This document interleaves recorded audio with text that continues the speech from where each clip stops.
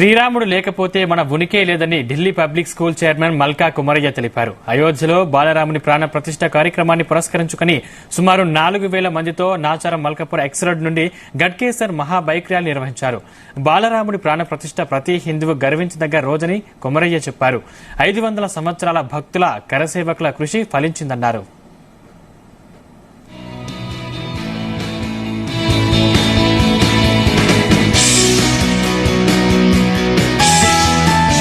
Second రోజు 12:30కి ప్రధానమంత్రి గారు అయోధ్య టెంపుల్ ని ప్రాణ ప్రతిష్ఠ చేస్తున్నారు. అది స్ఫూర్తిలా తీసుకొని ఇవాళ ఒక 3,000 బైకులతో ఇవాళ ర్యాలీ చేయాలని చెప్పి మన మల్లాపూర్ నుంచి నాగారం వరకు చేయాలని చెప్పి కుమరయ్య గారు నిర్ణయం తీసుకోవడం అయింది. అండ్ 2 రోజుల్లో ఇంత షార్ట్ టైంలో పిలిస్తే 3,500 మంది వరకు వచ్చినారు. చాలా సంతోషంగా ఉంది. ఇవాళ అయోధ్య టెంపుల్ ని కూడా ఒక మోడల్ క్రియేట్ చేసినాం మేము.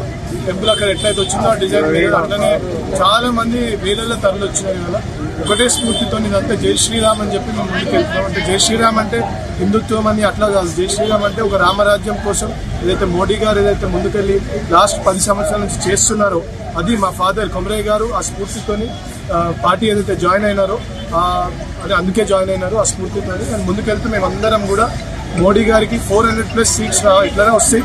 దానిలో మా భాగం మేము చేయాలని చెప్పేసి మేమందరం కష్టపడతాం.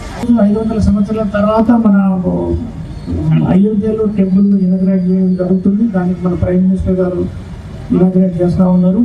ఇది అందరూ ఇండియన్స్కు ప్రతి హిందువుకు ఒక గొప్ప దినము. ఇది చరిత్రలో 22 జనవరి